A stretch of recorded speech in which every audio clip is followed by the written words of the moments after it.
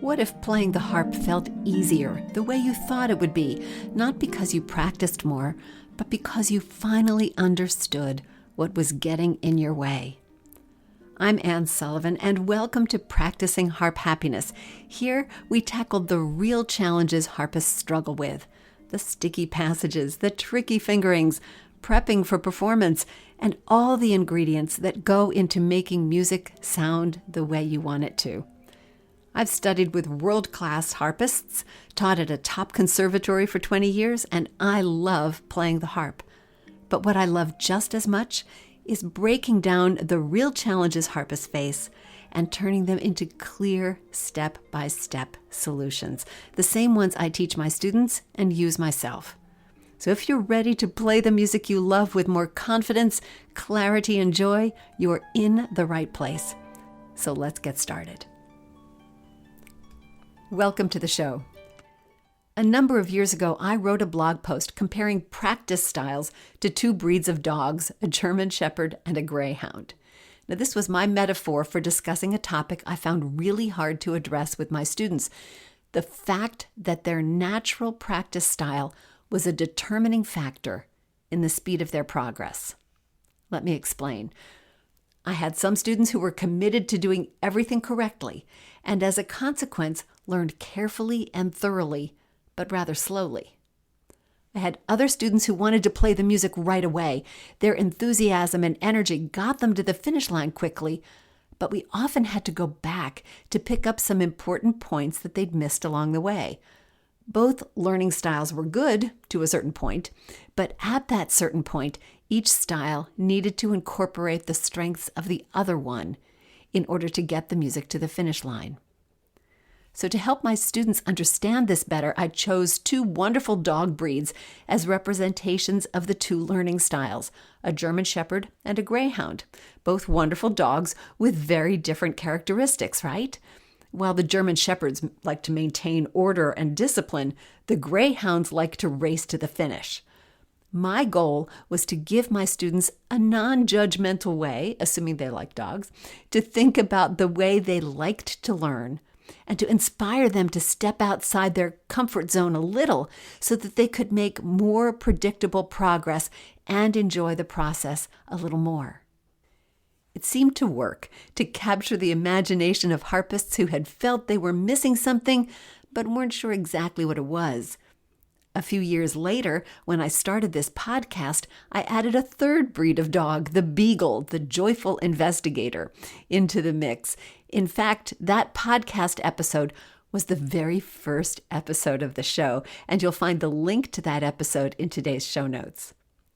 What I'd like to do today is to talk about what to do when your practice style needs to shift, or when you find yourself drawn to a new way of practicing that's different from your usual style. Of course, I'll review the traits of all three breeds of practice styles, and I'd like to add a fourth, too. We're going to add the Golden Retriever today.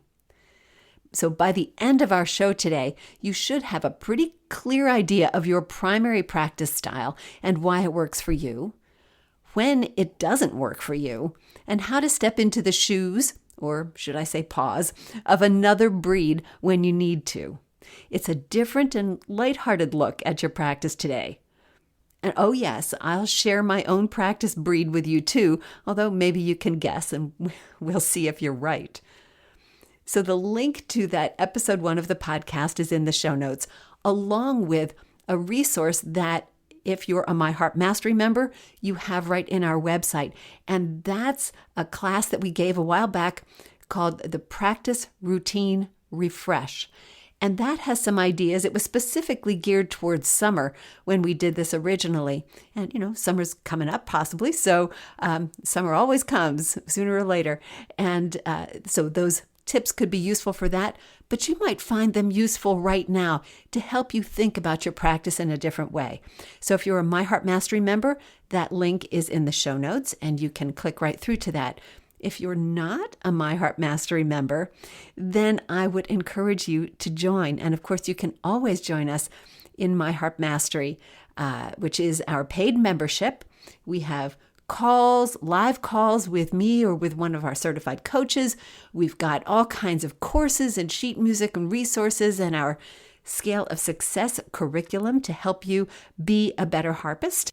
My Harp Mastery is essentially designed to help you fill in the gaps that you may have or fill in the gaps that you may not have. I want you to be the kind of harpist that you want to be. And that's what my Harp Mastery is all about. You can find more about that on our homepage, harpmastery.com, and look under programs and you'll see my Harp Mastery and you can read all about that. Let's start by exploring what a practice style is, or at least what I mean by a practice style. This is essentially the way you like to work.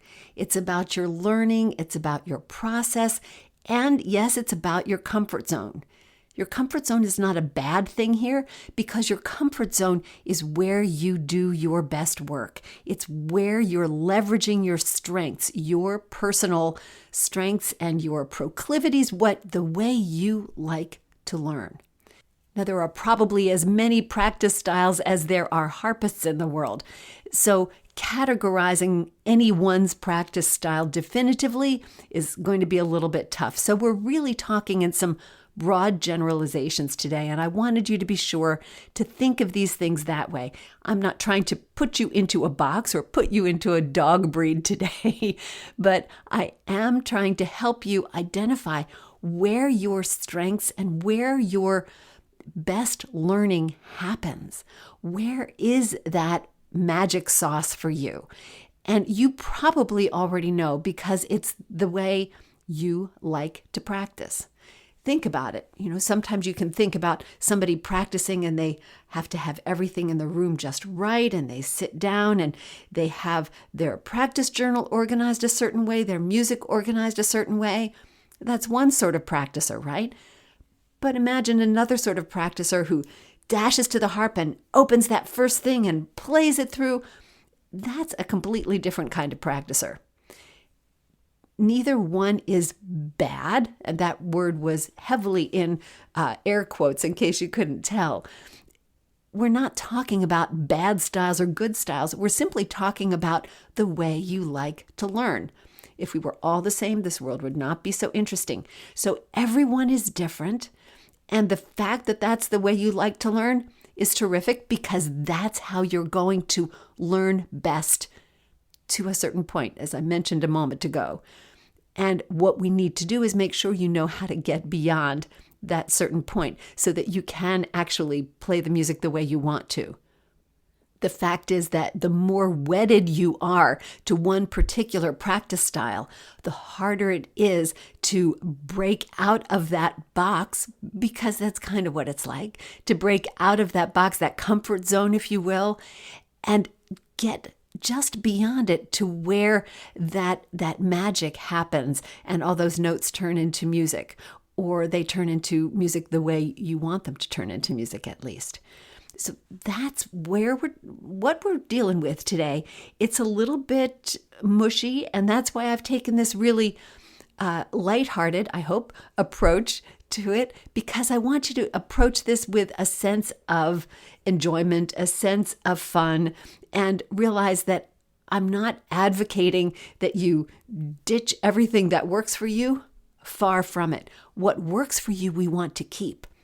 I just want to be sure that if you need more than that to play the way you want to, that I can help you see perhaps a path to getting there. So whatever your practice style is, remember this. It's at heart good. It's going to serve you because it's the way you're comfortable. So that in itself is very valuable. Second, it is your default, perhaps, your comfort zone, your default where you naturally go, but it's not immutable. It's not unchangeable.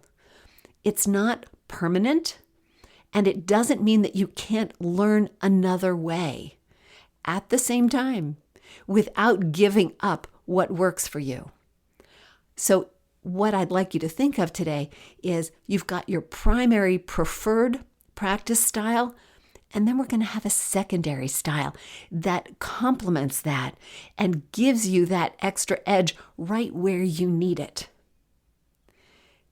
A third thing about your practice style, remember that your practice style is derived from what motivates you, from what energizes you, so that it's really coming from your heart. And that's why we need to pay attention to it, why we don't want to just change it whole, kit and caboodle sort of thing. We want to keep that because your motivation and your energy is fueling your learning and has shown you how you prefer to do it. So your practice style comes right from what motivates you and what moves you to do the work that we need to do to play, which is why it's so critical. So we're going to think about this, right? Your practice style is at its core the best thing for you because it's what you do well. It comes from what motivates you, which makes it so powerful for you. But it's your default. It's not unchangeable. And if you think about that as the fact that it's not a permanent thing that we can't kind of put off to one side for the moment, sort of like, a hat we could take off. I know I'm mixing hats and dogs now. It's getting confusing, right? At least it's not cats and dogs. But if you can take on or put off that practice style when you need to so that you can put on another one, think how much more power you would get. You wouldn't be stuck in this one path that works really well for some things and not quite so well for something else. That's why we're looking at secondary and complementary learning styles today. That's where we're headed, but now let's sort of talk breed by breed, learning style by learning style. As we look at these, we want to consider what motivates people with this learning style. We want to think about what that motivation leads them to do and how that gives them strength as they're moving through learning a particular piece or through their harp journey as a whole. And then where the challenges are and where we might want to be looking for that secondary complementary learning style, that secondary breed. Okay? So let's start with the German Shepherd. The German Shepherd, as I am very lightheartedly again describing it in terms of our harp practice styles, they are motivated by system and order. They like to know what they're supposed to do, know how they're supposed to do it, and then they will go ahead and do it. They are more methodical, they're pretty responsible, they're very detail-oriented. In terms of their actual practice, it might be that they're working through just one section at a time, working very carefully. These are the people who find it hard, perhaps, to think about going to hands together before they're really clear about what's happening hands separately. They want to make sure that everything's right before they go on. Now, that kind of attention to detail is fabulous. This is the kind of thing that we teachers love because when I'm working with a German Shepherd, I rarely would have to say, pay attention to that fingering. Did you see that dynamic? Because that's what they're paying attention to on the page. And so this is a real strength because they have accuracy at a very deep level. They're very focused on what they need to know. And once they've learned something, it is learned. So this is a terrific strength. Now, on the other hand, a German Shepherd can get so focused on those little details that they lose sight of the big picture. And it can make it very challenging for a German Shepherd to actually get to the finish stage because they don't want to let go of the details that they've worked so hard to acquire. They have all of this really carefully learned, and they're afraid maybe if they speed it up, they're going to lose some of that. And they're afraid maybe if they start playing past their mistakes that they'll start making those mistakes and they won't be able to correct them. And they might just not be able to release the individual notes enough to actually make music out of them. So those are the strengths, and they're considerable, of the German Shepherd. and you can see where the challenges are as well. But this breed of practicer on the whole is motivated by getting things right. So they want to learn them right the first time. They want to understand what they're doing. They want to know how to do it, and they get in there and get it done. Now compare that to the Greyhound. As I'm talking about these first two breeds, remember that we're not talking about either one as bad or good. They are both perfectly fine learning styles, but they both have strengths and limitations. And so please remember that. It's not like, oh, you're good if you're a German Shepherd and bad if you're a Greyhound, or the other way around. They're both important. All four of these breeds are important, and they have wonderful strengths that can complement each other. So let's look at Greyhound. Think about the Greyhounds, right? They're the racing dogs, right? So this breed of practicer is motivated by that energy, by that need to get to the finish line. They've got this piece. They're going to start it. They're going to play it. These are the students that you give them a piece. They come back next week and they're playing it. So they race through it all and they're excited. They learn that whole thing, but there are all kinds of details that they may just leave in the dust. This is where their challenge is. While they thrive on that momentum and on that energy and on that, I'm going to get this done and play this piece, their challenge is that the repetitive work that works so well for the German Shepherds bores them. And they tend to skip over a lot of important details. The same things that the German Shepherds focus on are the things that the Greyhounds just skip right over. Oh, I made that mistake. That's okay. I'm playing past it. That doesn't bother them.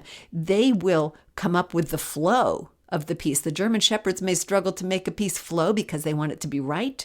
The Greyhounds are pretty much the exact opposite. They'll get that piece flowing beginning to end, but you may have to go back. I may have to go back and say, okay, but there's this and this and this and this, and we need to pay attention to those too. So the motivation here is just to get it done and play it. But the challenge is that sometimes when they get to that playing, there's a lot of important stuff that they've left on the floor that we need to go back and pick up and put in place. So there's the Greyhound style for you. These are pretty much polar opposites, and you can see that they would be very complementary, wouldn't they? But what's difficult is that if you're a real Greyhound, it's very hard to adopt German Shepherd learning styles. And if you're a true German Shepherd, the Greyhound learning style just seems so haphazard that you're really resistant to it. And that's why we might find a secondary learning style with one of the other breeds. So as I was reimagining the original blog post about the Greyhound and the German Shepherd, I realized that I had come across a third learning style that was motivated entirely differently. They just loved music. They liked this piece and this piece and this piece. And they had stacks and stacks of music that they were going to get to someday. And they were always ready to get on to the next one. And sometimes this left them with a trail of unfinished music. They were completely motivated by the new and the interesting, but they weren't very systematic about being able to finish. I mean, this breed, which I called the Beagle, and if you've ever had a Beagle, you might recognize this. We did have a Beagle at one point. They're wonderful dogs, but boy, they are interested in everything. So this particular kind of practicer, getting back to Harp people for the moment, might start a practice session with a clear intention. I'm going to do this and this, but then they get totally distracted. They'll start, okay, well, first I'll do a review piece, and that review piece will lead to another one, and they'll get further and further away from their original practice intention.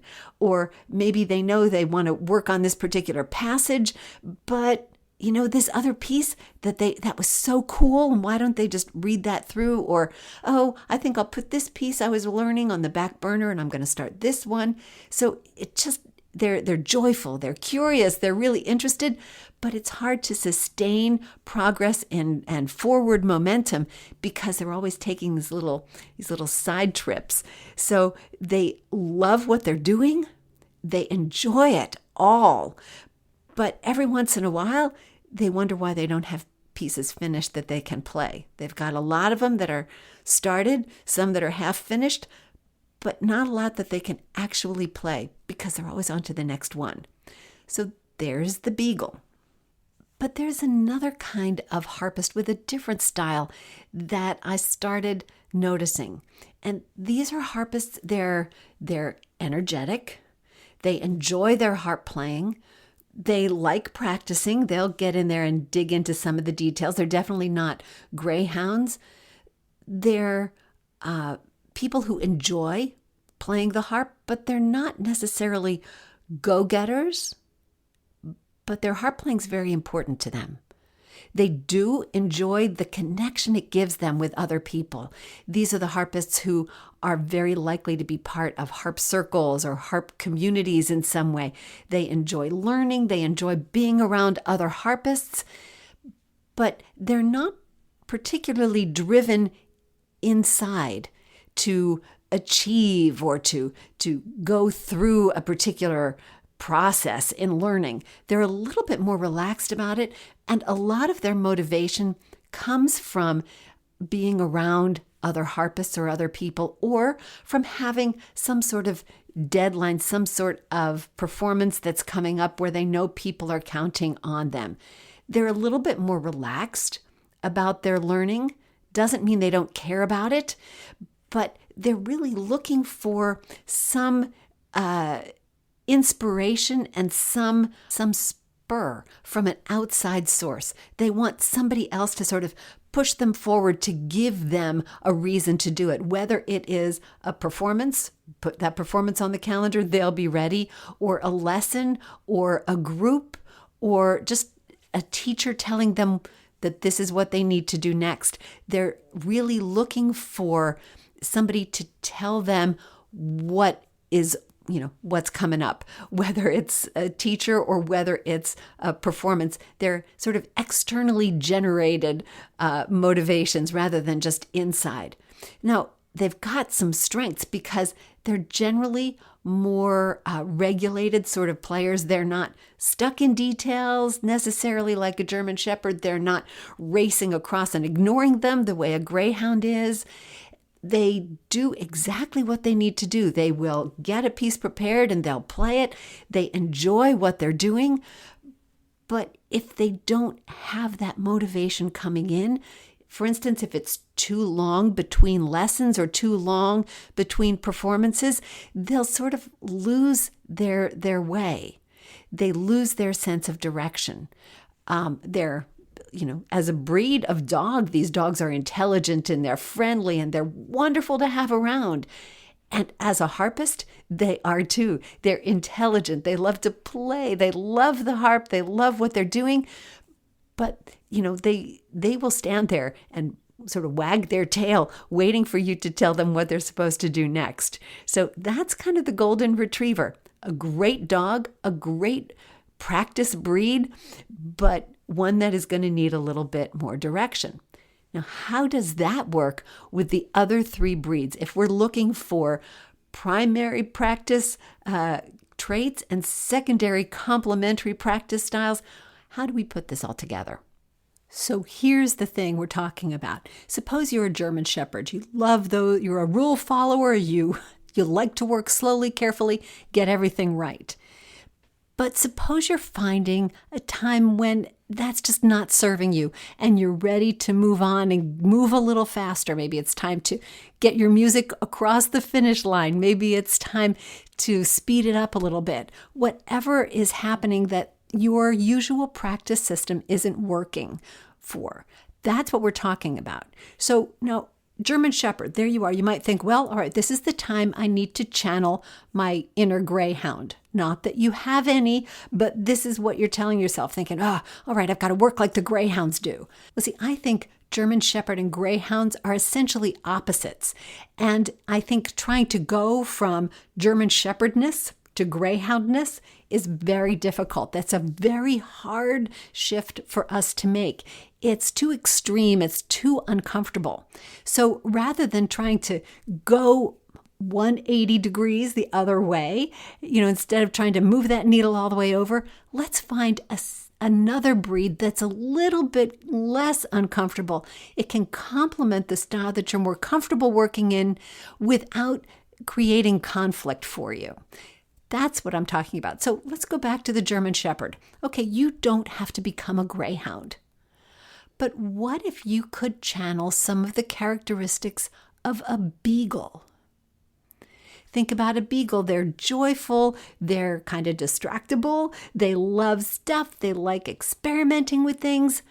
I think the Beagle would be a great practice style to add when you feel like you're a little too stuck in your German Shepherdness.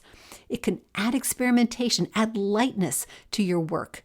So what you could do would be decide that part of your practice was going to be about reading new pieces. I'm going to get a new book and I'm just going to play through them. I'm not going to learn them. I'm just going to play through them.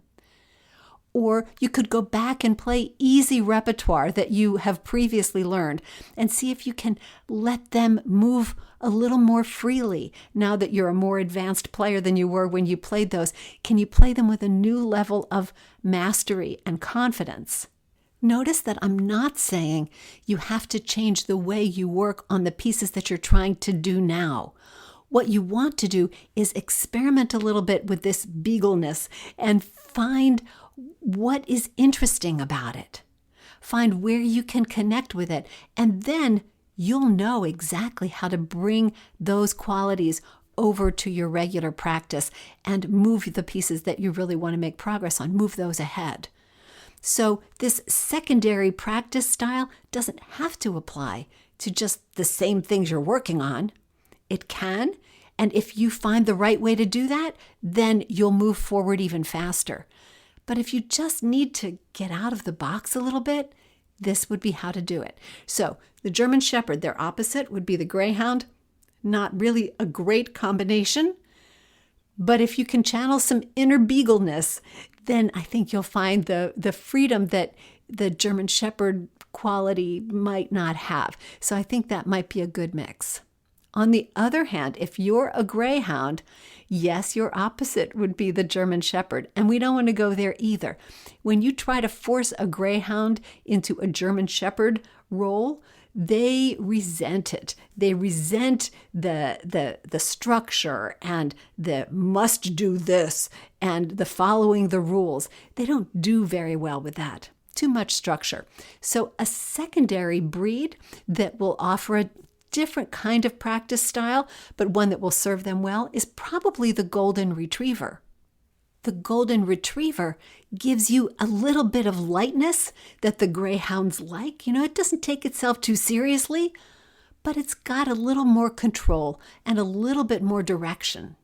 So in order to keep yourself on the Golden Retriever side of Greyhoundness, you might want to add more frequent lessons so that your teacher or coach can help you keep coming back to center and keep you from going a little too fast and not paying attention to what you need to pay attention to. Or you might want to add a book of etudes so that you can work through those fairly quickly. You're a Greyhound after all, but at least you'll have a specific focus that you're working on for each one. Or perhaps you could add a performance to your schedule. So what's the deal with that? Well, Greyhounds don't mind performances, but they often don't have their pieces really polished to that degree where they're really ready to play for other people. They've got some stops and starts, and they've got some imperfections that are a little bit more than they really want to put out there in the world. So that Golden Retriever is going to help just calm that down a little bit. It's still a goal to work for, and the Golden Retrievers like that too. But it's going to help you find the direction that you need, whether it's in your own self or coming from a coach or a teacher, to really finish up those pieces so that they sound polished and finished. But maybe you're a Beagle, one of those with that joyful, playful tendency that's always off onto the next thing. Ooh, look at that. Ooh, look at that. Sort of the shiny object thing, right?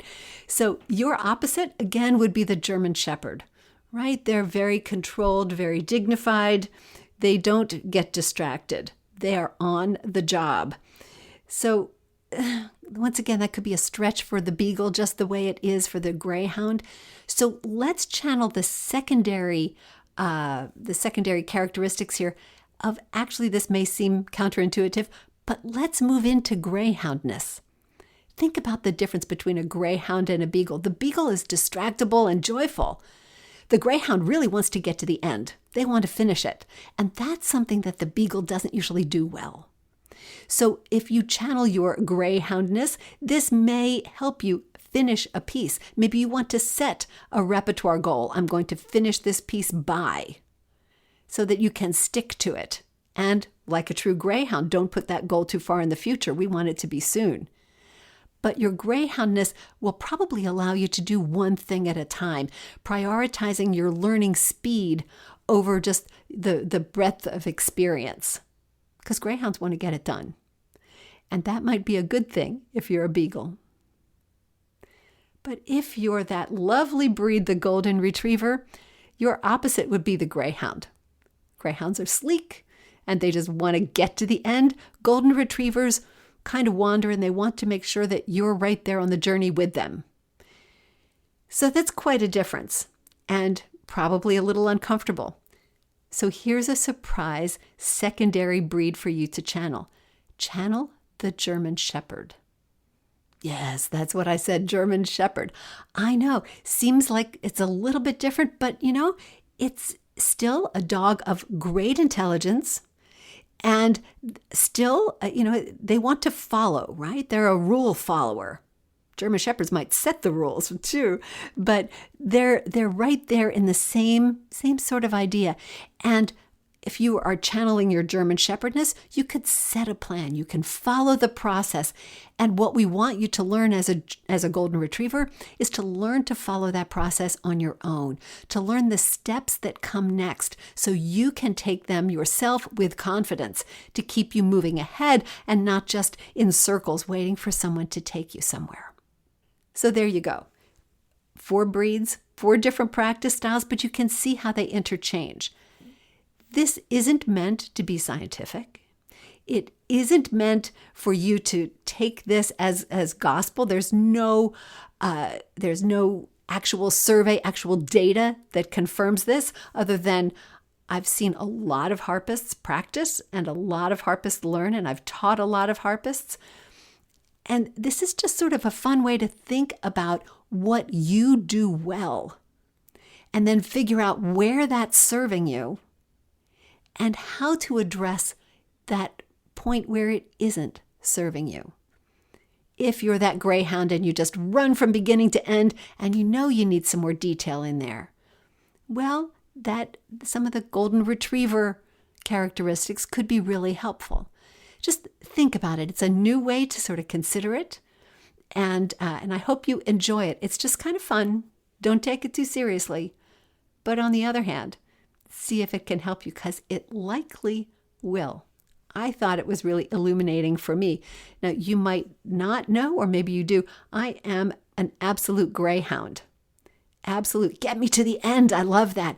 And in order to play the way I wanted to play, I really had to pull up some serious German Shepherdness. And I can tell you, working in your opposite dog breed is not so easy, but it was what I did. And it has worked well for me. But I've also learned to lighten up on both ends of that scale. I don't run through things quite as fast, and I don't feel the need to dig in quite as deeply and with quite as much concentration as a German Shepherd would dig in, at least not most of the time. But when I need to do it, I can. And that's what's been a game changer for me. So just, as I said, a little bit lighthearted. See what you can take away from it, and take it in good fun. Now, next week, we're going to get a little more technical, and we're going to talk about placing chords. You can't play a chord well if you can't place it quickly and accurately. And we're going to talk about 7 ways to place chords. Not quite as much fun. We won't be talking about any kind of animals on that call. So, but it should be very practical, and I expect very helpful. So 7 ways to place chords on the show next week. In the meantime, remember every day is a day you can add more harp happiness to the universe, to your world, and to your spirit. And all you have to do is play. Thanks so much for listening, and I'll see you next time. Enjoyed today's episode? Then share it with a harpist friend, subscribe for your weekly harp happiness boost, and check out harpmastery.com or the Harp Mastery app in your app store for more resources and ways to connect. I'll see you next time.